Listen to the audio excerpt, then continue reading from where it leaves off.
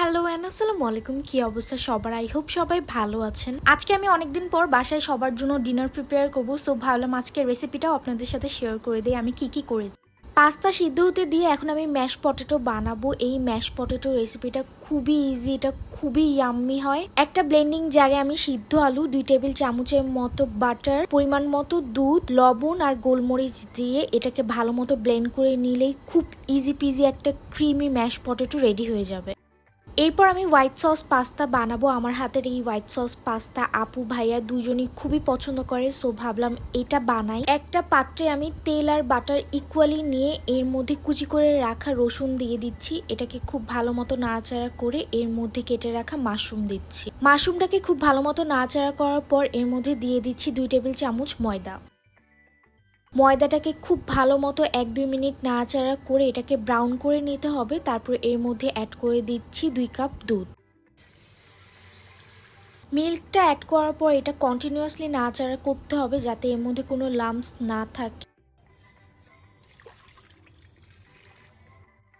এর মধ্যে একটা বলক চলে আসলে এখন আমি অ্যাড করে দিচ্ছি black pepper, salt, chili flakes আর সামান্য চিনি। এটা হচ্ছে টেস্টটাকে একটু ব্যালেন্স করব। এখানে আমি হাফ চামচের মতো চিনি অ্যাড করেছি। ট্রাই করবেন চিনিটা অ্যাড করার জন্য, কারণ এই চিনির কারণে হোয়াইট সসের টেস্টটা খুবই মজার হয়। এরপর আর কিছুই না, এটাকে ভালো মতো মিক্স করে সিদ্ধ করা পাস্তাটা আমি এর মধ্যে অ্যাড করে ভালো মতো নেড়ে চেড়ে নিচ্ছি।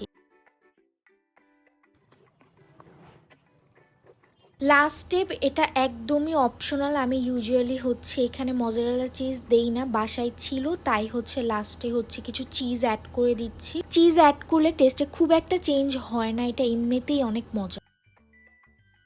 এখন আমি খুব ইজি পিজি ভাবে স্টেকটা বানাবো। এমনিতেই স্টেকের রেসিপি খুবই ইজি। স্টেকের মাংসটা আমি আগে থেকে ধুয়ে রেখেছিলাম। এখন এর মধ্যে যে এক্সট্রা পানিটা আছে সেটা আমি একটা টিস্যু পেপার দিয়ে মুছে নিচ্ছি।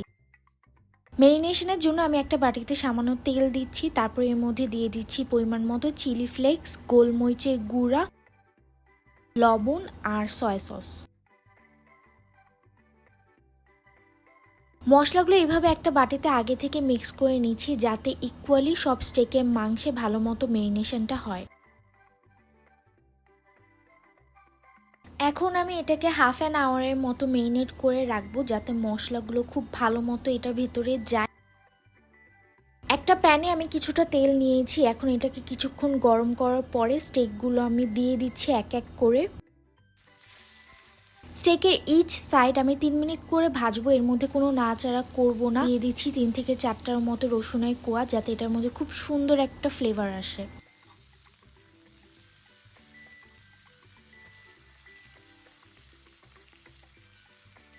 পর্যায়ে আমি অ্যাড করে দিচ্ছি বাটারটা অ্যাড করাতে এর মধ্যে ফ্লেভারটাও খুব সুন্দর আসবে, প্লাস স্টেকটা জুসি হবে। একটা সাইড 3 মিনিট কুক করার পর আমি সাইডটাকে চেঞ্জ করে নিচ্ছি। এখন আবার 3 মিনিট করে এই সাইডটাও ভেজে নিব। সো আমার স্টেকটা অলমোস্ট ডান। এখন আমি এটাকে নামিয়ে প্লেটে সার্ভ করে নিব। আজকে ভাইয়া আপু এসেছিল বাসায়, সো ভাইয়া আপুর জন্য হচ্ছে আমি প্লেটগুলো রেডি করে নিলাম। অ্যান্ড সি এই হোয়াইট সস পাস্তাটা কতটা ক্রিমি হয়েছিল। এটা হচ্ছে আমার প্লেট, আমিও হচ্ছে আমার জন্য রেডি করে নিয়েছিলাম। আর এই ম্যাশ পটেটোটা খুবই মজার হয়েছিল। আমি যেভাবে বানিয়েছি আপনারা অবশ্যই এটা ট্রাই করবেন, এটা খুবই মজার। So yeah, that's it for today's video. আপনারা আর কি টাইপের রেসিপি দেখতে চান let me know in the comment section. আমি ট্রাই করবো সবগুলো রেসিপি শেয়ার করার। See you in the next blog. Till then, আল্লাহ হাফেজ।